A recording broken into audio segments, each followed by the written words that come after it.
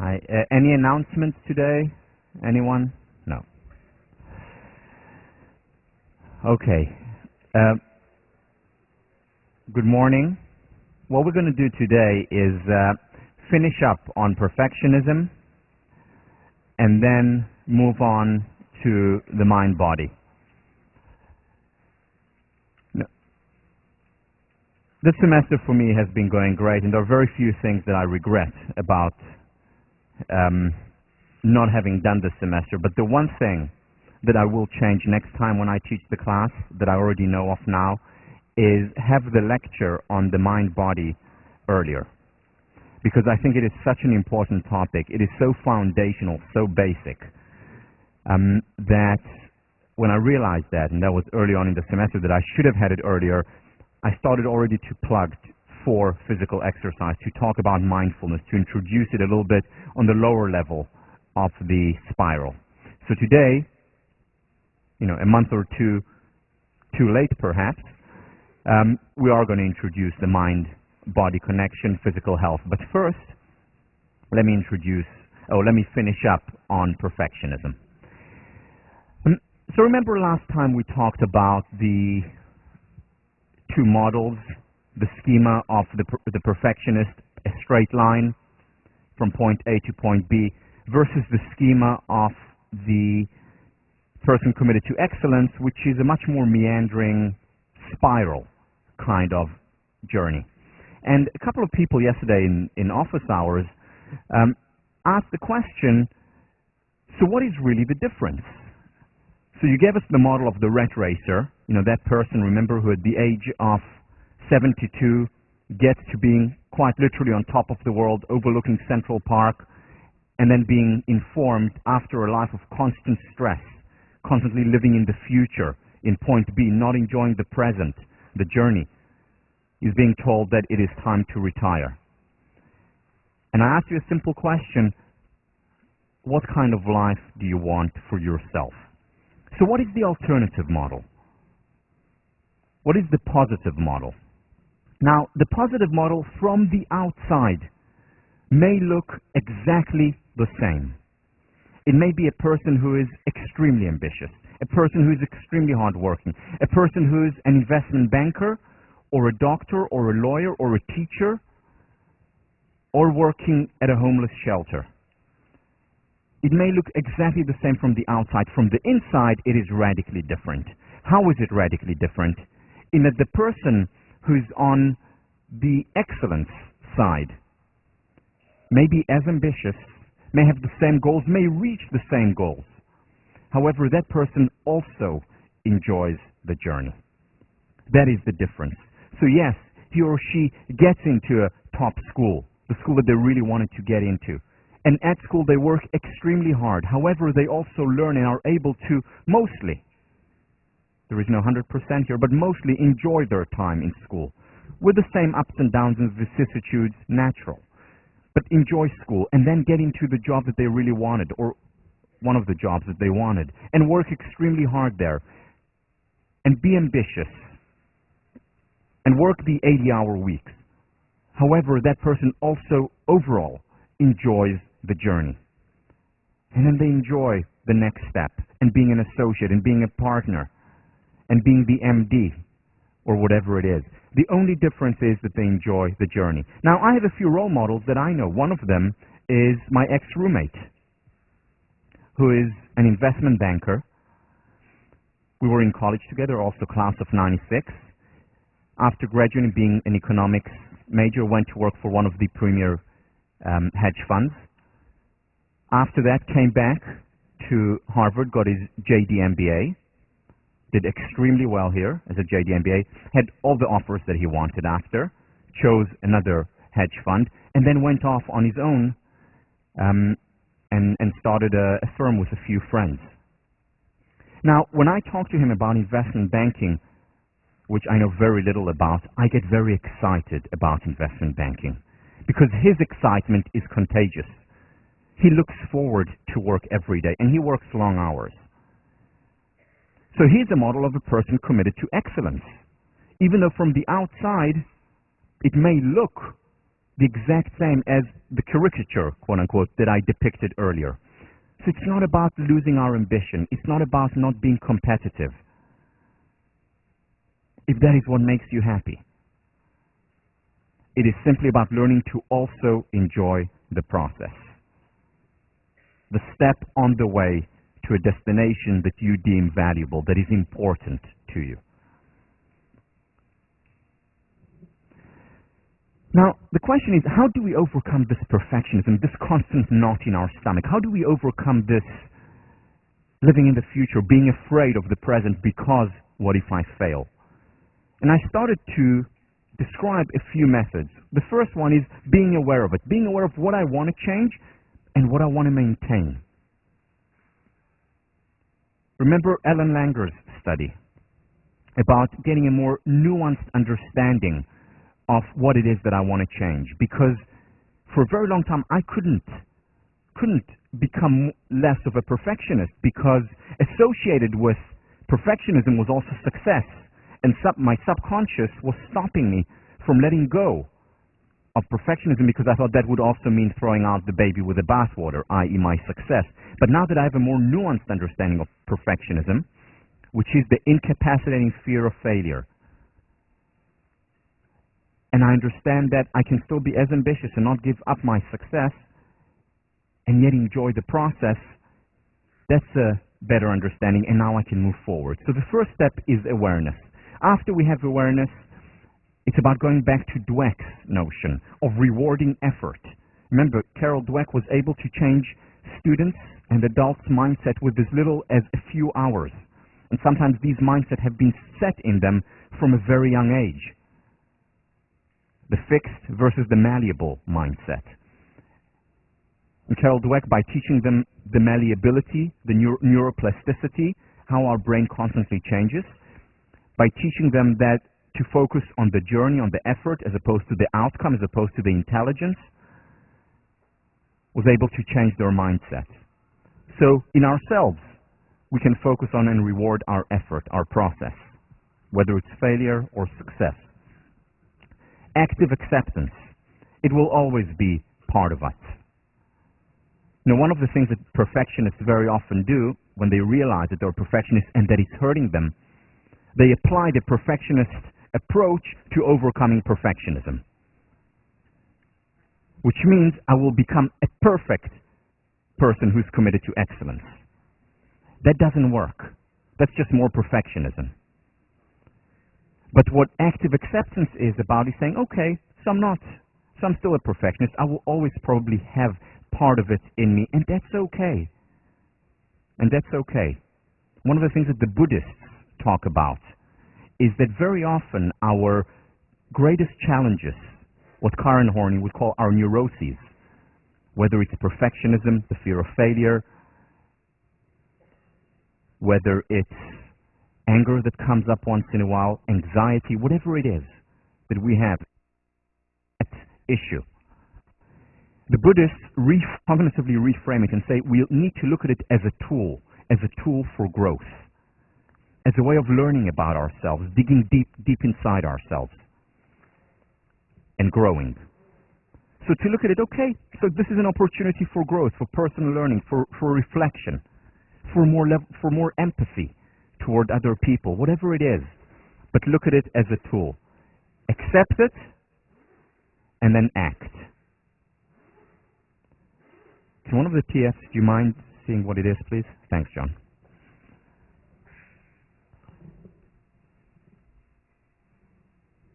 The next thing, after we accept it, we go ahead and change it. And we go ahead and change it by introducing behavior. The key issue here is behavior. Now, one of the things that I did, as I told you last time, was started to solicit feedback from people, started to solicit criticism, and initially literally had to catch myself from responding, from attacking back. Why? Because the criticism is a deviation from the straight and narrow, from that schema. But over time I got used to it. It actually helped me. And now I'm much more open to criticism. Still, sometimes catch myself when I want to respond and attack back, but overall, a lot better through behavior changing attitude. Something else, putting myself on the line more, whether it was the story that I told you about Brittany, who said no a few consecutive times, and that's okay, so she said no. I'm still here, I survived. Learn to fail or fail to learn. Next,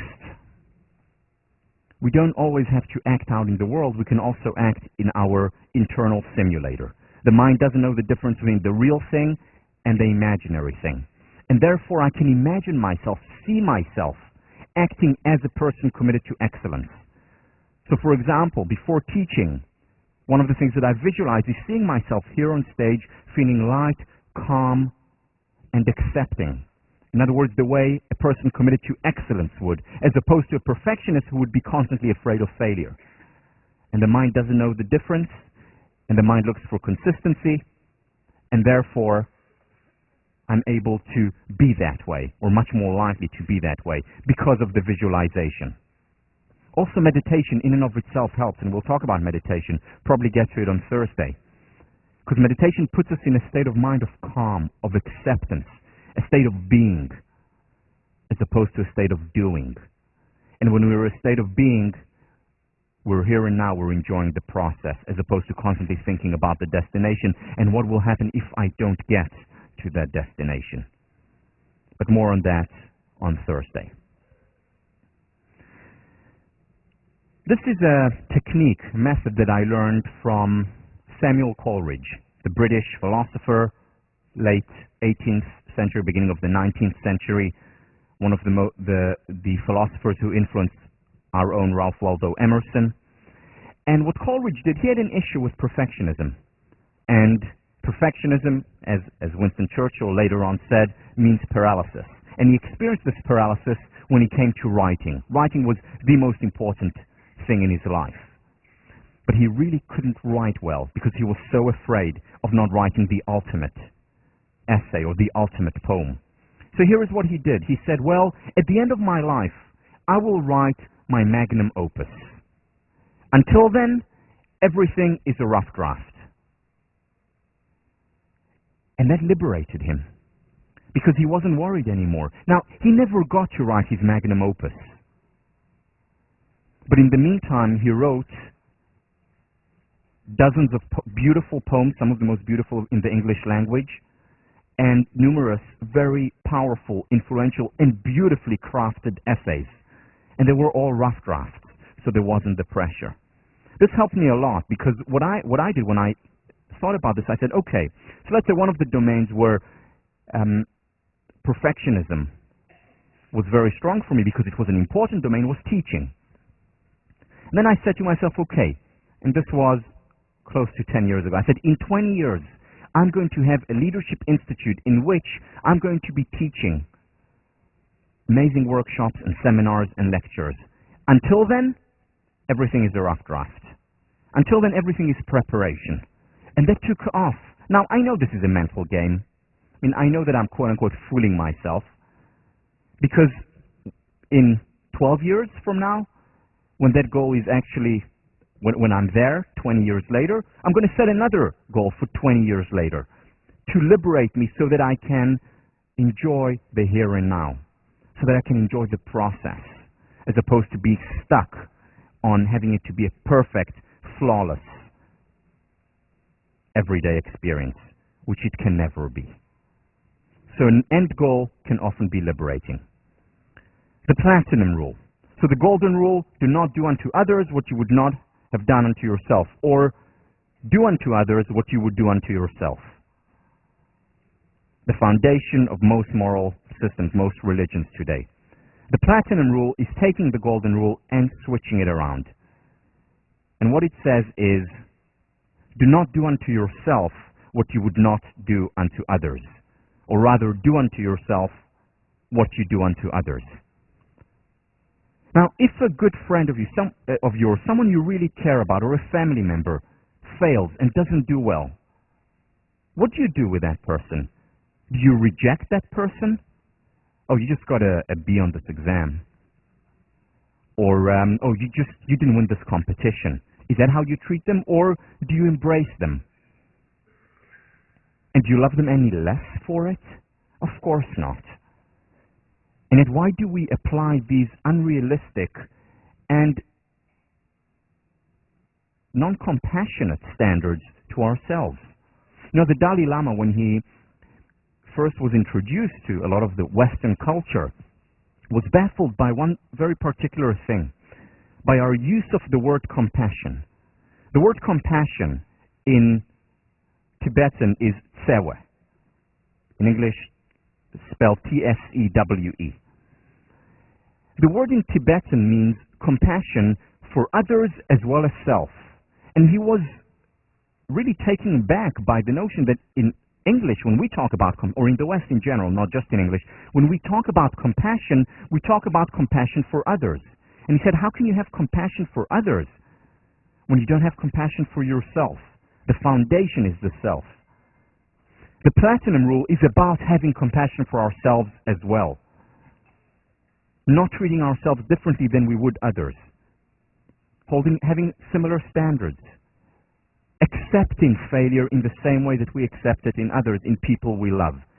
After all, why not?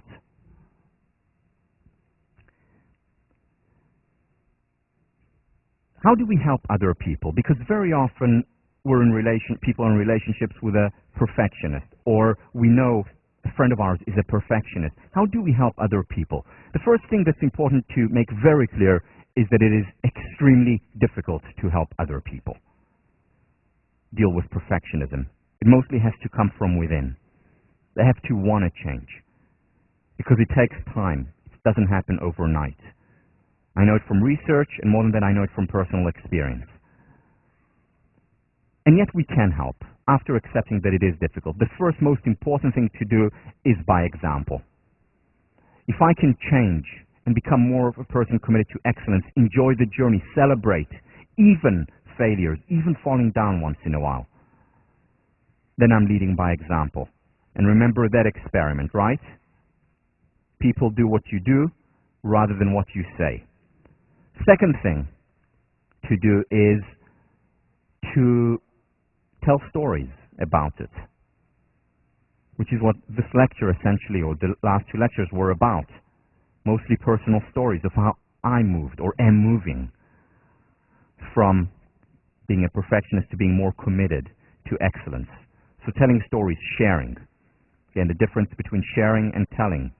Sharing, both of us get. Telling is a one-way street. And finally, another way to help other people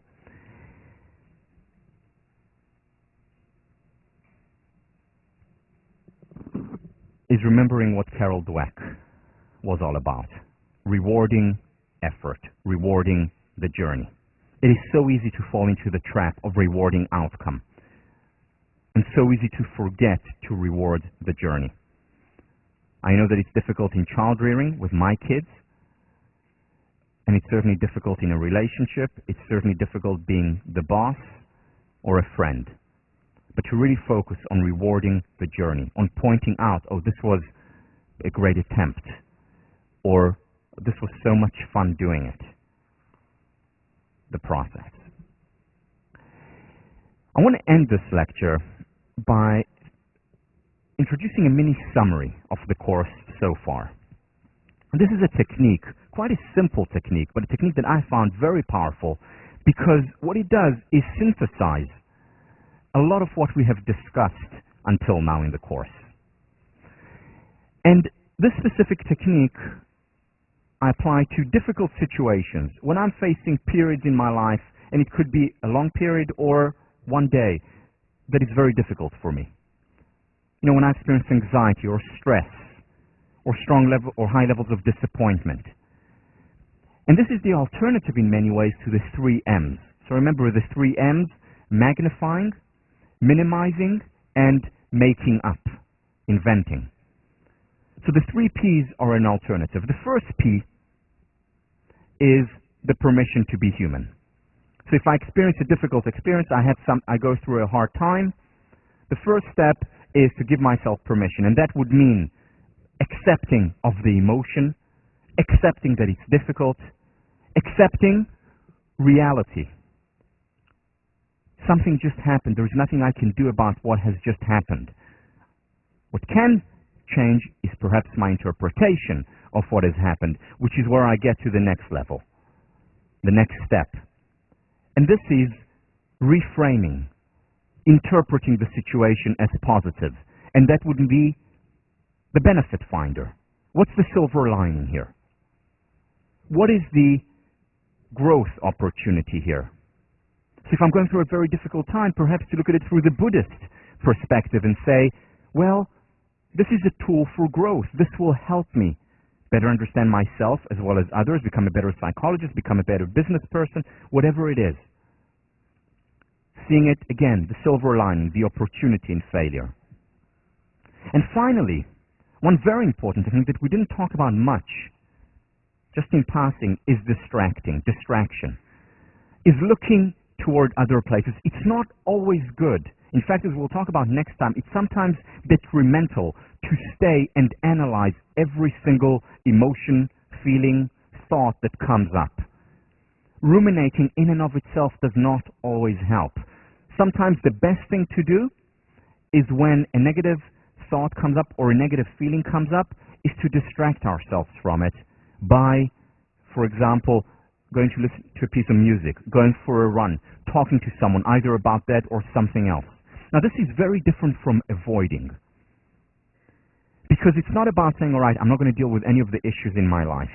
It's just saying that if there is a recurrent thought or feeling and I'm experiencing a Sisyphean battle against it, pushing the stone up and then being pushed down again, up and down again, sometimes it is better, more helpful to just say, okay, I'm not going to ruminate. It's pointless. This neural pathway in my mind has been so reinforced.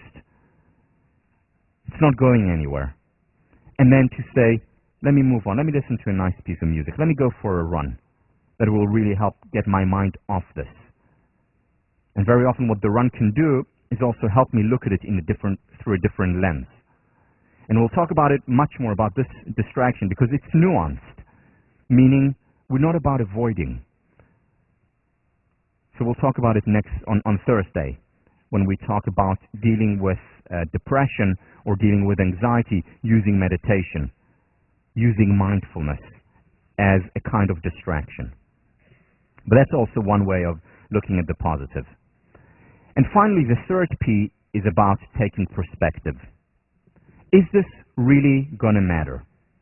This is Richard Carson's wonderful self-help book, Don't Sweat the Small Stuff, and it's all small stuff.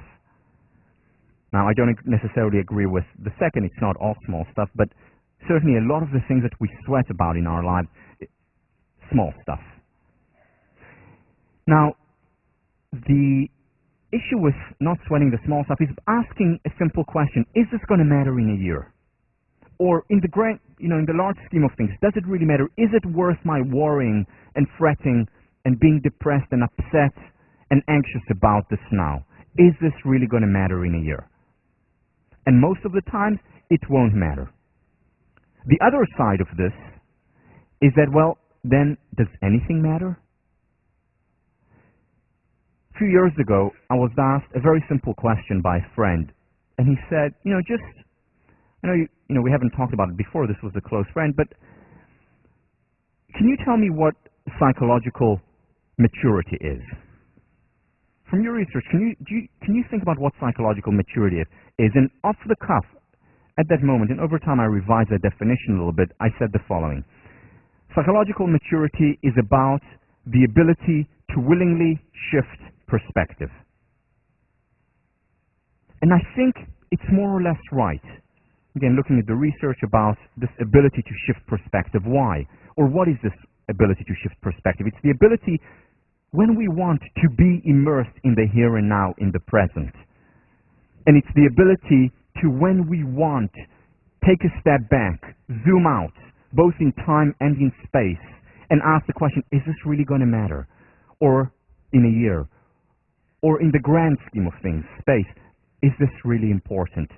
And at the same time, go back, almost at will. Have this flexibility to go back and be immersed when listening to a beautiful piece of music or spending time with the people we love. And again, it's easier said than done, but over time we can train our mind through meditation, through cognitively reframing things. We can train our mind to be able to make that shift almost at will. So let me give you an example of the 3 Ps applied. So this happened to me at the beginning of the semester, about 2 weeks into the semester. I had to take Shirelle, my daughter, to daycare, and I was running late. I was running really late, and what I like to do before lectures is to work out, and I realized I'm not going to have time to work out. I'm hardly going to have any time to go over the lecture notes that I do twice in the morning before the lecture, and I got upset, and I became stressed. Then I said, okay, let's take the 3 Ps and apply them. First P, permission. Acceptance. I said to myself, okay, so you're stressed, so you're upset. It's okay to be upset. It's okay to be stressed, even if you do teach positive psychology. It's all right. The second thing that I said, respect for reality. This is the beginning of the semester. A lot of things are happening. We had just arrived from Israel a couple of weeks earlier. A little bit of jet lag, the kids. Respect for reality. It is what it is. And then I moved on to positive. Okay, so what's the benefit here? So the first benefit is, well, I need to think more about where I can simplify, what I can say no to, do less rather than more. So that was certainly a benefit there because it got me thinking about it. The second benefit that I thought about at that moment, oh, now I have another story to tell in class. An example of how I'm applying the 3 Ps. Distraction, very easy. I had the best distraction right next to me, Shirelle. And then perspective. Is this really going to matter a year from now that I didn't exercise before class and that I didn't go over lecture notes twice but only once before class? So I'm not going to give a class which is 95% great but just 90%. Is this really going to matter? No. But at the same time, I said to myself, I still want to be able to enjoy the here and now. So I took my time, spent time with Shirelle, stayed with her a few more extra minutes in daycare, we played together, and then went home much more relaxed, much calmer, having applied the 3 Ps to an actual situation that arose. Permission to be human, acceptance, focusing on the positive benefit finding, and finally, the ability to shift perspective. When do I want to zoom out and ask this, do I need to sweat over it now? And when do I want to be immersed in the here and now? Think about this technique. Again, very simple. Now, this technique is not equivalent to an inoculation, meaning it's not, okay, now you've learned the technique, I know about the 3 Ps, now for the rest of my life it's going to help me. That's not how it works. It works much more like a pill that you need to take on a regular basis. Meaning, if you're going through a difficult time, apply the 3 Ps. And the more you apply them, the faster it is. Now, very often, as I mention the term 3 Ps, already automatically I go through that process. Permission, positive, perspective. It's much faster now because I've used it, because I've practiced it. So use it constantly. Try it a few times. Again, bringing together a lot of the ideas that we have discussed in the course. Okay.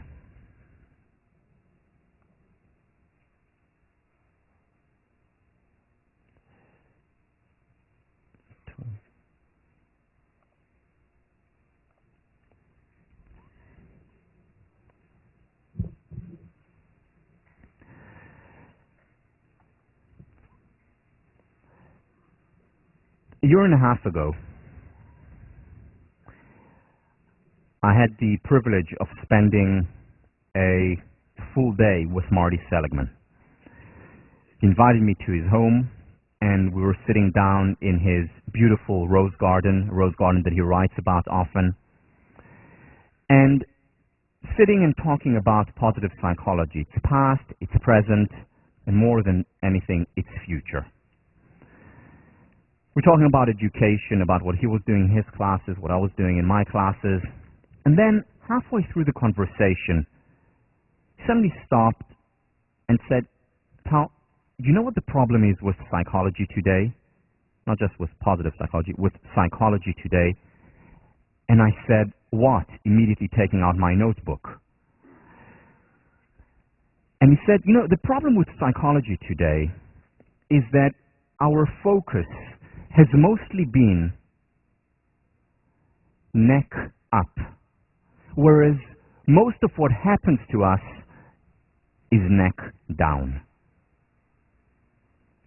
Our focus has been neck up, and most of what happens to us is neck down. Now, hearing this was very important for me. It was doubly important hearing it from Marty Seligman for various reasons. First of all, Marty Seligman has always been ahead of the game. He has, brought cognitive psychology when it was hardly known, when behaviorism was dominant. So his research was ahead of his time. He brought positive psychology, or integrated it, as a unified field of study. And Marty Seligman also, the second thing, beyond him being a visionary and a very important psychologist, he was also one of the founders of cognitive psychology. I mean, what is cognitive therapy about? It's about neck up. And for him to say, we have been focusing too much on neck up and we need to go neck down, that means he thought about it a lot.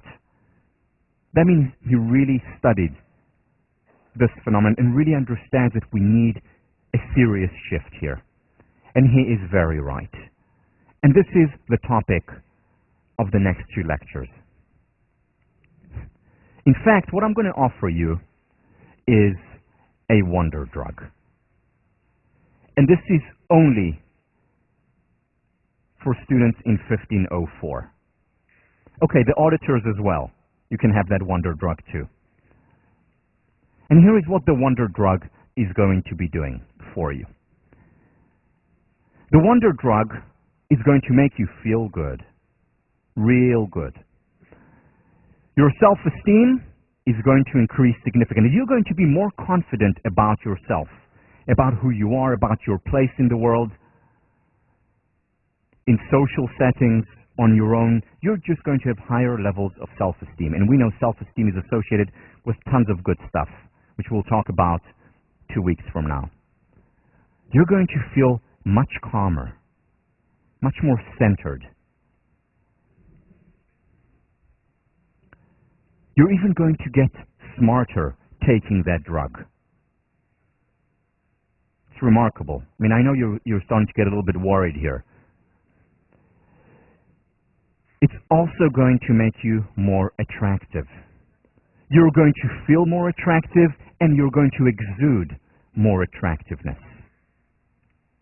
Again, this drug has been tested time and again, and this is all research. This is not just whim. Here I'm selling you something real, something that actually works. And I should add that there are no negative side effects to this drug. On the contrary, there are tons of positive side effects that I didn't even mention here. More than that, you can rest assured it's legal. I know you were concerned here, but you can take it. You can take it, you can handle it. You don't need to worry about it. And if anyone comes to you and is concerned about how you've suddenly changed as a result of this drug, you can send them to me. And finally, I'm not going to charge you for it. I should charge you for it, but I'm not a good businessman, so I'm going to give it to you for free over the next 2 lessons. And here is the drug. In fact, it's not just a drug, it's a cocktail. It's a cocktail of drugs, because they seem to work best in many situations. So here is the cocktail. I hope you're listening now, because this is very important. The wonder drug. 30 minutes of physical exercise 4 times a week.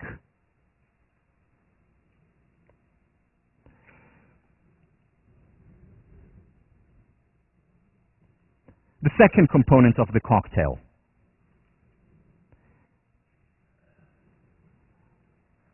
At least 15 minutes of mindfulness exercise 6 or 7 times a week. The third component of this cocktail, with all these benefits, 8 hours of sleep, more or less, per 24 hours. And the final component of the cocktail, 12 hugs a day. The last one, you can overdose on. Or rather, you can't you can have as much as you like. But at least 12 hugs a day. If you take this drug, you may hug, that's fine. This is 1504, come on. But no sleeping in class.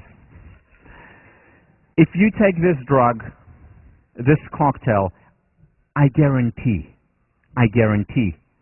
many of the benefits, if not all of the benefits, and possibly many more benefits that I've just talked about before. You see, only today, we're beginning to understand the connection between mind and body. One of the first people to really understand it, who we'll talk about in the next 2 classes, is Jon Kabat-Zinn, in his wonderful book, Full Catastrophe Living, a phrase taken from Zorba the Greek.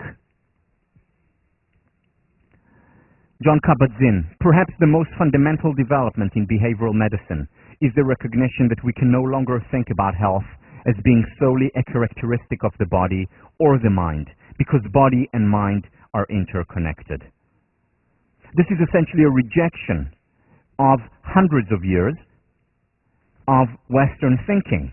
Cartesian dualism, René Descartes, the mind and the body are 2 irreconcilable separate entities. And this permeated medicine. How do we fix a person? Like we fix a machine, we fix the body. The mind is something entirely separate from it. And again, Descartes didn't invent it. We can see seeds of Cartesian dualism in the works of Plato, which then Aristotle tried to negate, recreating the mind-body connection. But again, was made very clear, very evident in the West with Descartes in the 17th century. And comes along Jon Kabat-Zinn, comes along Herbert Benson, come along Alan Langer, comes along Tara Bennett Goldman. Psychologists, doctors who understand the connection. Comes along John Sarno, a medical doctor from NYU, New York University Medical School, and shows how with our thinking we can overcome most of our back problems or carpal tunnel syndrome, showing the connection between mind and body. Or the placebo effect, staggering effects. Remember, we talked about it with reversing the effect of ipecac, and asking how can we use the mind and the body to help each other to launch a virtuous cycle between the two, where mind helps body and body helps mind. I want to begin by talking about physical exercise, the first component of that cocktail, the first component of the wonder drug. What's happening today? Today, there is reduction of physical work. More and more people today have the quote-unquote luxury of not having to physically work hard. And I put it in quotes because it is one of the manifestations of the underprivilege of privilege. You see, in the past, we had to run after a deer for lunch or run away from a lion so that we don't become lunch. We had to gather berries for dessert. What do we do today? Go to the dessert table in our house or call up for pizza. In the past, we had to gather logs if we wanted to keep warm. Today, what do? This exercise. Turn up the thermometer. And we pay a price. But you know, when I was growing up in Israel, I remember, Israel is a Mediterranean country. 2 to 4 p.m. is siesta time. Very quiet. Kids are not out on the street. But at 4:00, sometimes even at 3:59. Every day there was a shout from the street calling Tal, soccer, and then calling the other kids soccer, or hide and seek, or running around. That's what we did from 4 p.m. after siesta time until night when we went to sleep and Mom called us to have dinner. What happens today in Israel, and not just in Israel, around the world at 4 p.m.? It's not going down and playing soccer and running around. It's continuing to be on the computer. It's continuing to watch television. And as a result of that, as a result of the fact that we have become so much more sedentary, we are paying a very high price. Of course, on the physical level, but even more than that, on the psychological level. It is no coincidence the levels of depression have gone up tenfold. It is no coincidence since the 1960s. It is no coincidence that the average age, the onset of depression today is just under 15. Whereas in the 1960s, the average onset of depression was around 30.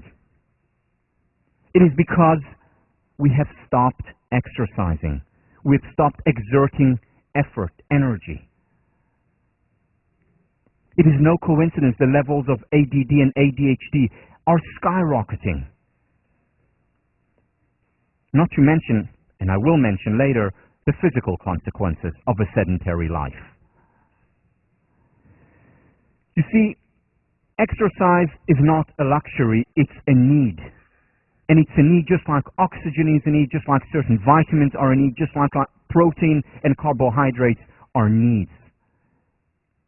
We weren't born to sit in front of a computer all day long or to just talk all day long. Yeah, we were meant to do it at the end of the day after we have hunted and gathered. And whether it's by God or whether it's by evolution or both, we now have a need for physical exercise, and we frustrate a need, whether it's a need for vitamins, whether it's a need for protein, or the need for exercise, we pay a price. Both physical price as well as psychological price. Seneca, over 2,000 years ago, the Greek philosopher, our forefathers lived every jot as well as we when they provided and dressed their own meat with their own hands, lodged upon the ground, and were not as yet come to the vanity of gold and gems.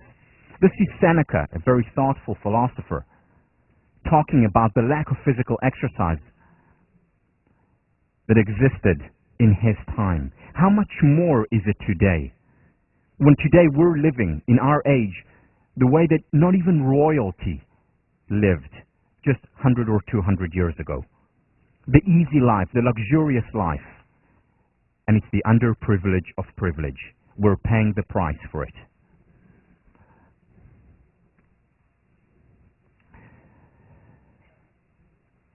Let's see what our psychologist has to say about this. Ellen DeGeneres, on the state of affairs.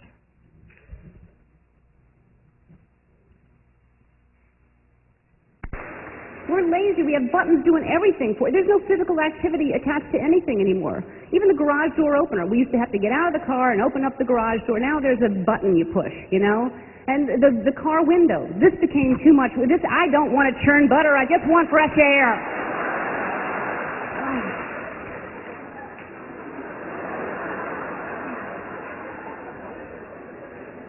We still use that gesture if we want somebody to roll their window down in traffic. We still use that, even though nobody's got it. Because we'd look like idiots if we did this.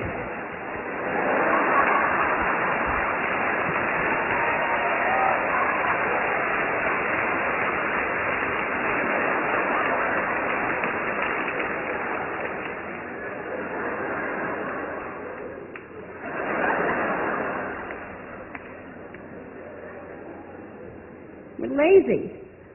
We used to have breath mints. Now we have breath strips. They just dissolve on our tongue for us. How lazy. Can we not suck anymore?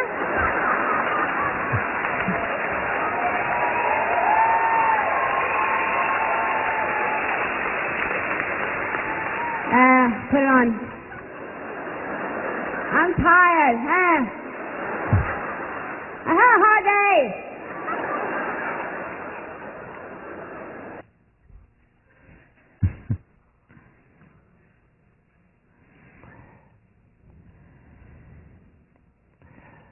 Let me share with you a few studies about the effect of this kind of lifestyle.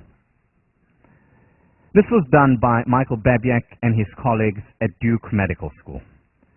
This was a very important study that launched after numerous studies that replicated this and showed how this applies, how exercise is important, not just for depression, also for other areas. So what Michael Babiak did was bring in 156 patients with major depression.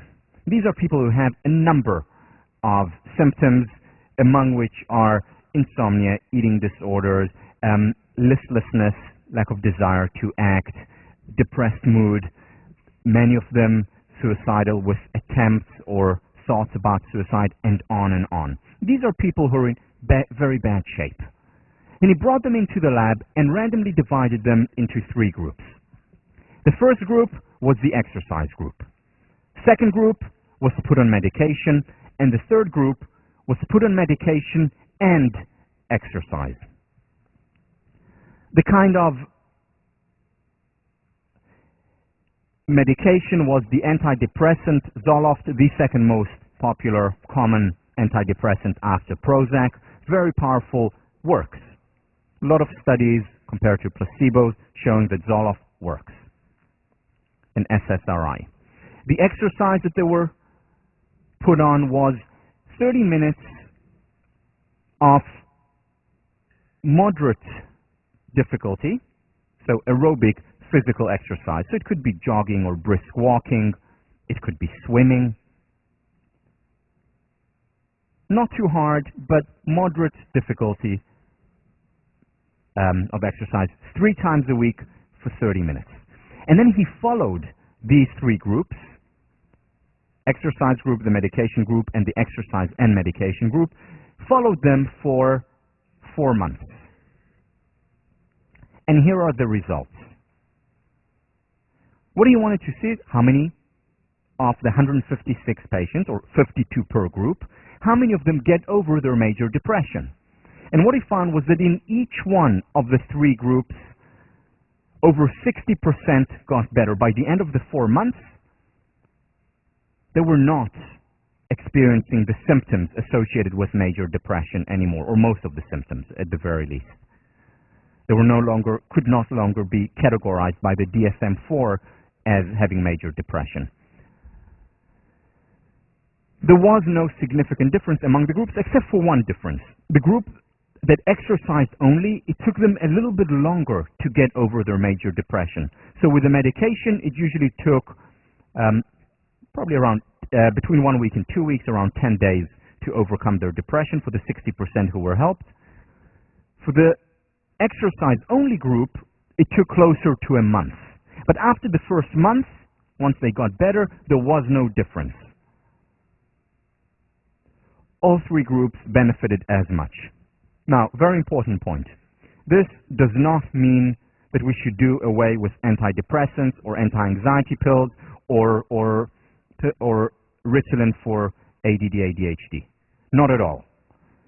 What it is saying, though, is that we need to perhaps first ask whether exercise is or lack thereof is the underlying reason for the experience. Now, why should not we do away if the results are very similar between exercise and medication? Why shouldn't we do away with medication? Here is why. You see, let's say, let me just draw a circle. No. Let's say this is the total population of people who are depressed.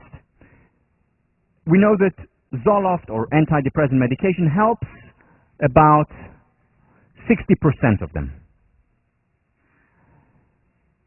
And we know that exercise also helps 60%. However, it is not the same 60%. There is an overlap by definition because it's more than 50%, but it doesn't help the same people. So there are people who are only helped by medication, there are people who are only helped by exercise, and there are people who are helped by both.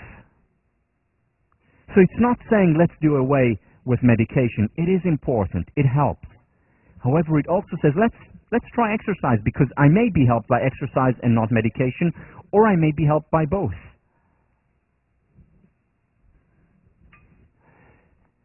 Here is the clincher, though, in this study. So what they were looking for, as they look in all these studies, is the relapse rates, meaning 6 months after the end of the study, when we no longer give medication, when we no longer push the participants to exercise 3 times a week at least. What happens after 6 months? And here is what they found. The relapse rates of the group on medication only.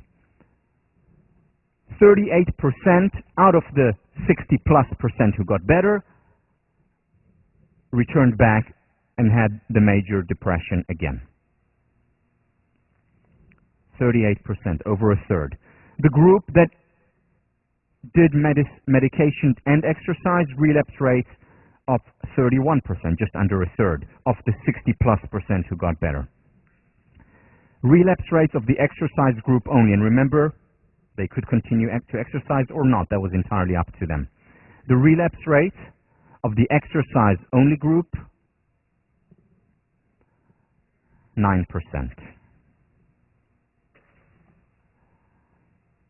Remarkable results. Similar results earlier than the year 2000, all the way back in 1984 for dysthymia. Dysthymia is usually longer lasting, but less acute form of depression. So it's a deep feeling of sadness. Lasts for much longer than major depression. But also exercise helps this.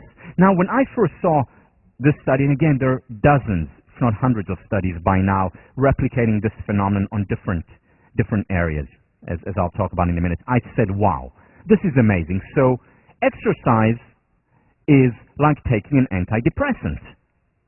Seems like it. Exercise is like taking an antidepressant. But when I thought about further, I realized that that wasn't the case. It's not that exercising is like taking an antidepressant.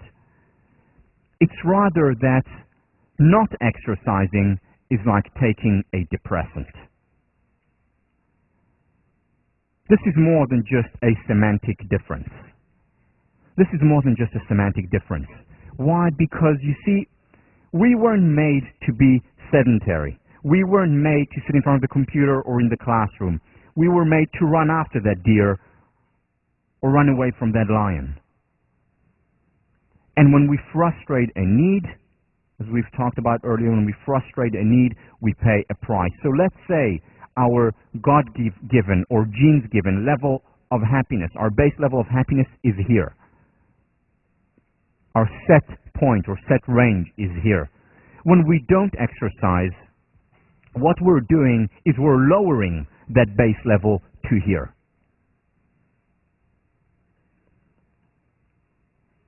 If our normal level is here, what we're doing when we don't exercise, we're lowering it to here.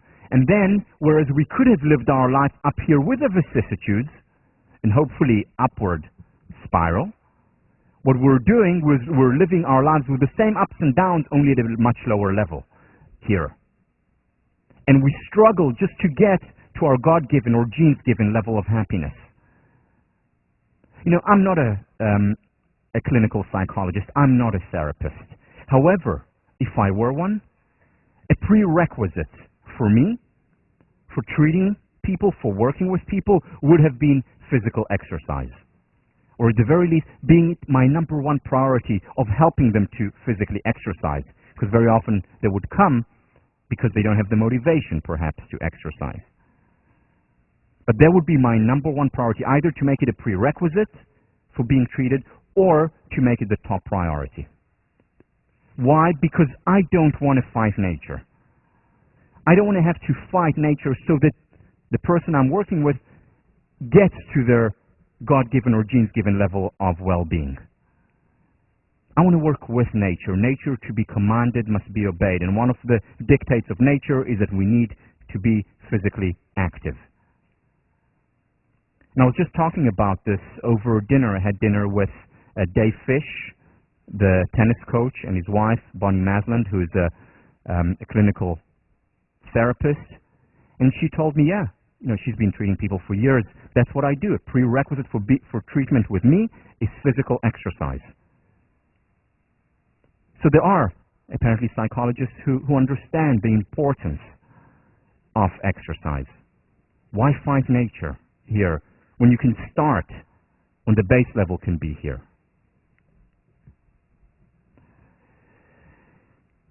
Some other benefits, again, all based on research, and you read some of it in your readings, but more benefits to exercise. First, psychological benefits, self-esteem. On a few levels. First of all, bodily self-esteem. We feel better about ourselves. And also general self-esteem. We feel better about ourselves. State as well as trait self-esteem increases. In other words, as we feel right after we exercise, but also as we feel in the long term if we have a regular exercise regime.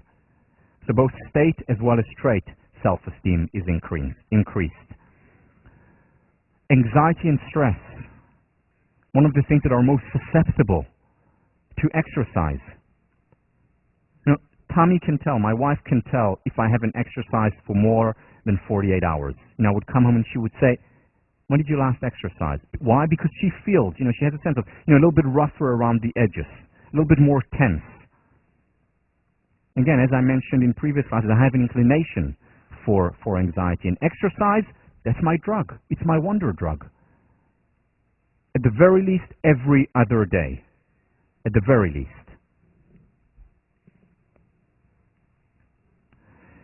It's been used very successfully for numerous clinical disorders, even schizophrenia, in conjunction with, not on its own, in conjunction with therapy and very often drugs. But it enhances the likelihood of success if you exercise as well. Also, ADD and ADHD. Not always enough, but very often enough. People who exercise and who exercise regularly, much more likely to get over ADD and ADHD. Why? Because there are numerous effects on our brain. Numerous effects on our brain. For example, the exact same chemicals that are released when we form new neural pathways, remember neurogenesis or neuroplasticity, the exact same chemicals that we need to form new neural pathways are created when we exercise. In other words, after we go for a run, this is the time when our brain is most susceptible to creating new neural pathways. So if you exercise in the morning, during the day, you retain much better the material that you have read or you have heard. You're much more creative after exercise than if you haven't exercised for a few days. And also, it helps us release these chemicals in the exact right amount. No more, no less than we need. Why? Because this is nature. Knows best what we need. And we release these exact right amounts of chemicals that we're at our best. This is, by the way, why, again, as I mentioned earlier, religiously, I run before every lecture. Well, I don't always run. I like running outside, but it's not always possible, so I jump on my trampoline at home. I have, one of these small ones, and I jump on them, and I have my pulse meter on me. I shouldn't have told you this? No. Okay. And I can feel when I don't exercise before a lecture. For example, when I travel and arrive right before a lecture and don't have time to work out. I can feel when I read my retention rates, my concentration levels. Because as I said earlier, I have a mild case of ADHD. And again, exercise is my drug. Physical benefits. Again, I'm not saying anything that is new to you here, but here is the way to think about it. We all have a genes, God-given level of weight, of the right weight for us. Now, when we exercise, we're there, and that is healthy. That is where we should be. When we don't exercise, we're going above this weight, just like we go below our base level of well-being. In other words, what exercise does is simply bring us back to where we're supposed to be all along, which explains why most diets fail if not associated with physical exercise as well. Because our body will always fight to go back to the base level, to where we're supposed to be. And if we don't exercise, we'll struggle even harder. Chronic disease, whether it's diabetes, whether it's heart disease, whether it's cancer. Once again, numbers are staggering, absolutely staggering. Diabetes, certain types of diabetes were only experienced by people 45 years and older. Today, kids in elementary school are getting these kinds of diabetes, and the association is mostly because of nutrition and lack of exercise. People who exercise are much less prone to these chronic diseases, reducing significantly the likelihood of diabetes, reducing by 50% or more the likelihood of heart failure and the likelihood of certain kinds of cancer. By over 50% reducing their likelihood. Again, a wonder drug. People who exercise regularly have a stronger immune system.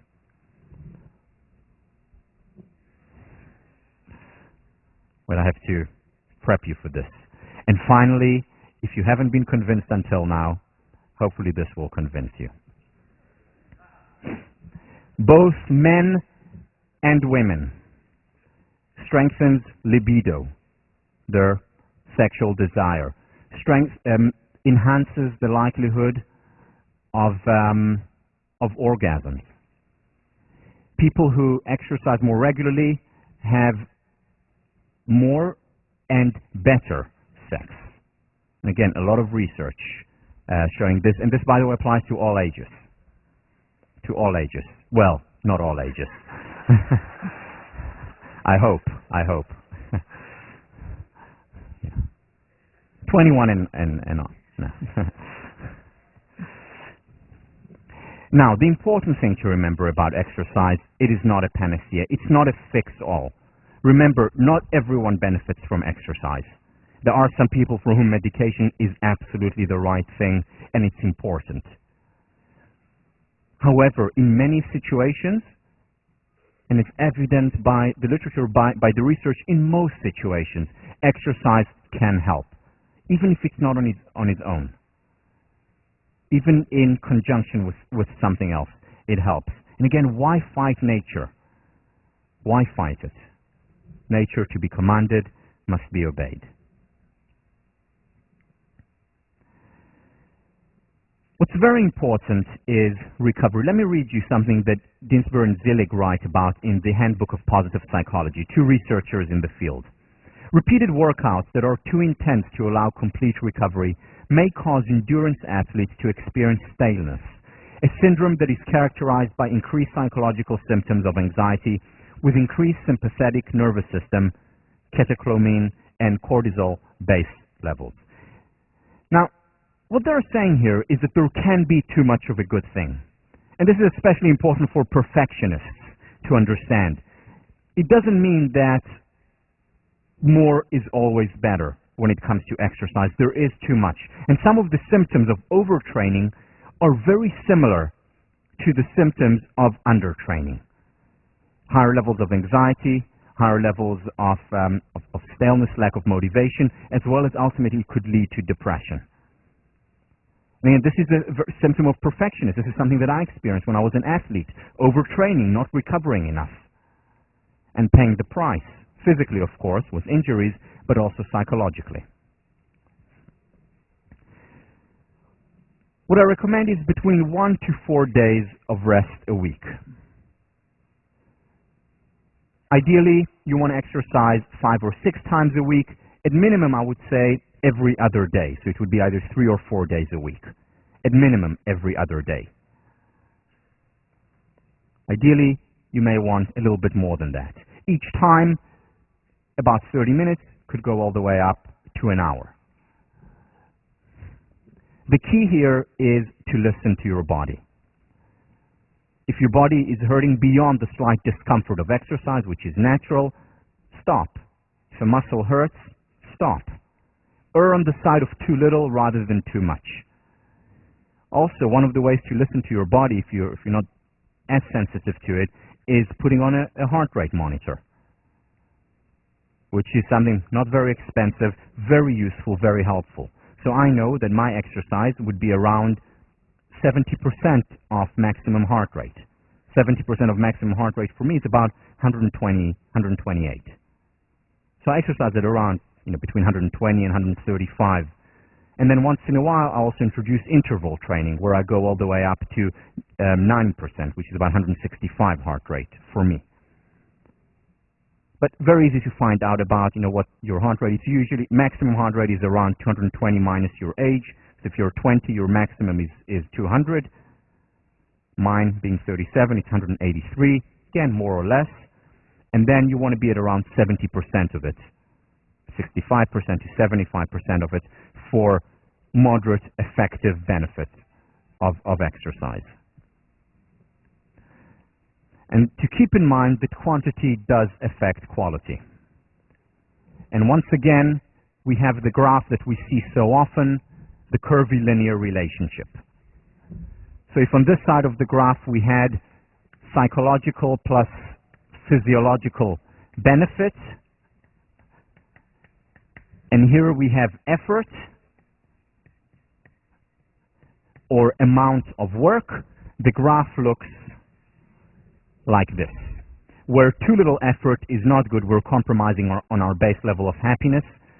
Too much effort is also not good. That's when we experience the staleness or the anxiety. And what we want to get to is more or less around our optimum level. And also optimum level given how much time we have.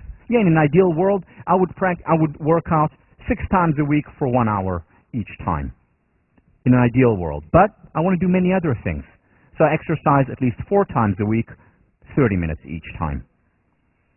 It's good enough for me. Identify what's good enough for you.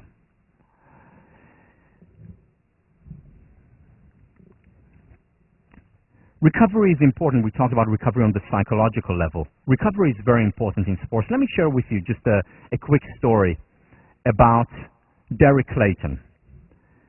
Derek Clayton was a runner in the early 60s, one of the best long-distance runners in the world.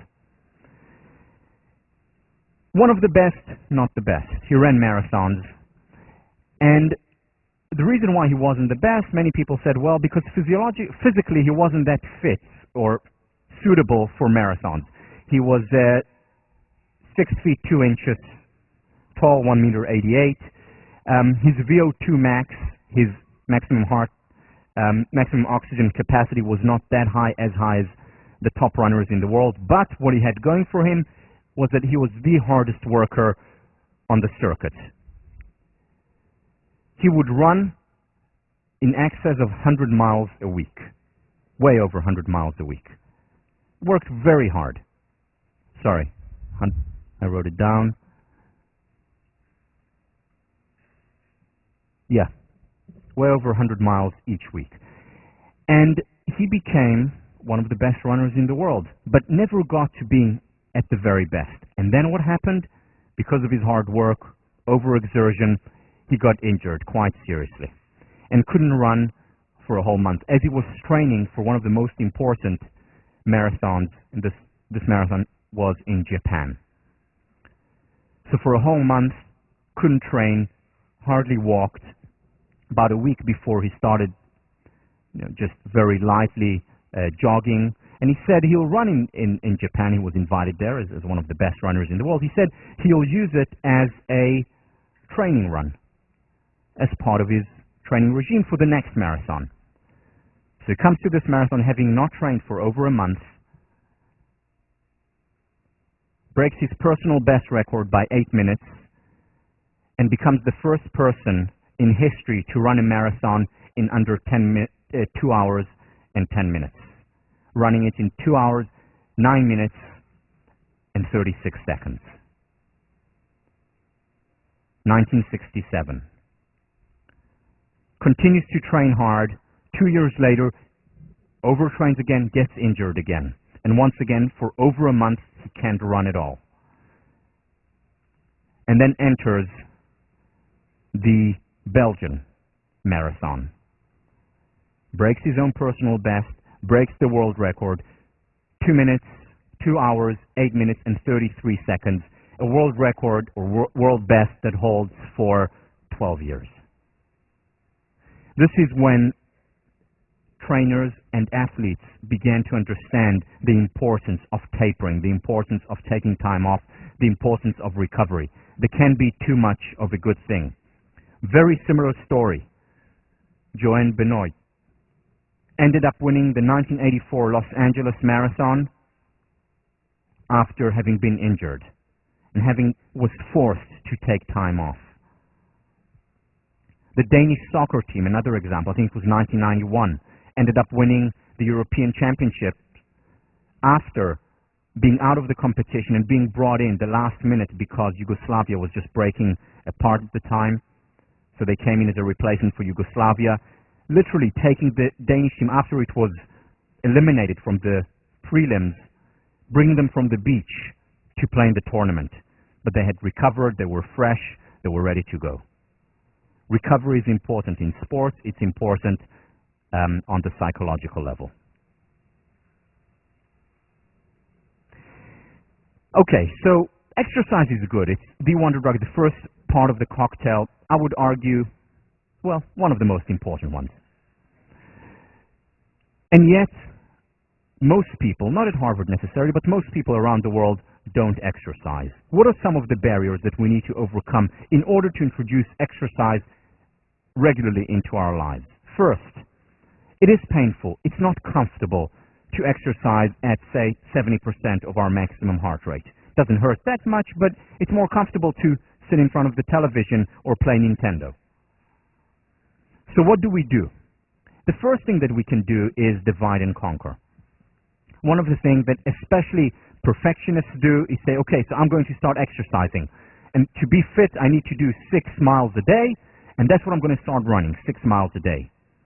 And of course, what happens very quickly? The next day, you get up and you're hurt, but you're a perfectionist, you're tough, no pain, no gain, and you go out for a run again. And what happens? You hurt even more the next day, but you push through the pain. And after a few weeks, you get injured. But even if you don't get injured, the schema that is created in your mind about exercise is the following.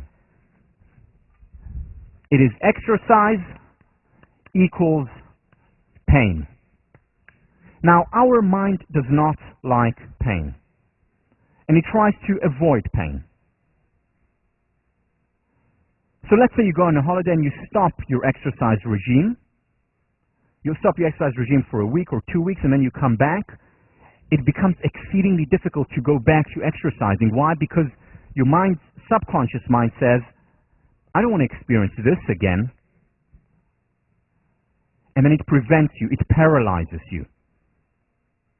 This is very often the procrastination that comes through because we don't want to experience that pain. A much healthier approach is to say, okay, so I'll start with walking for a mile, for 10 minutes or 20 minutes walk. Do it for a week or 2 weeks and then build it up gradually. And again, err on the side of doing too little rather than too much. Because then, exercise, if I've built it up gradually, is not about pain. Over time, it even becomes sort of addictive in the positive sense of the word, that we want to do it, that we long for it. So doing it gradually. Also, use distractors. When I jump on my trampoline, when I run outside, I have no problem. But when I jump on my trampoline, I have to have distractors. It is so boring for me. Again, some people can be on the bike for an hour, and they're fine. For them, it's meditation, and that's great. But many people need distractors, whether it's music, whether it's TV, whether it's my kids running around, but having something that keeps us going. Social support. The number one predictor of exercise success for the long term is, do I do it with other people? Do I have the social support to do it? And once again, this is not right for everyone. There are certain people for whom the right thing is to do it by themselves. This is the time, especially introverts, where they enjoy just being on their own. Just closing their eyes, listening to their music or listening to their heart rate or whatever it is, heart beating, but they want time by themselves, and that's fine. But for most people, social support helps. Here is a study. This is done by Wing and Jerry, two psychologists. What they did was introduce individuals to a 4-month program that included behavioral change, that included diet change, and that included exercise change for 4 months. The two conditions were either with social support, doing it with your friend and a family member, or without social support. Those without social support, who did it by themselves, 76% completed the 4-month program, and 24% were still doing it 6 months later. So 76% did it during the 4 months, 24% only, less than a quarter, did it 6 months later. Kept up with the behavioral, exercise, as well as diet change. The group that had the social support, 95% completed the 4 months, 95 as opposed to the 76%, and 67% continued with the regime once the study was over for 6 months later. So it enhanced the likelihood of success a great deal. Let me show you one last example of social support.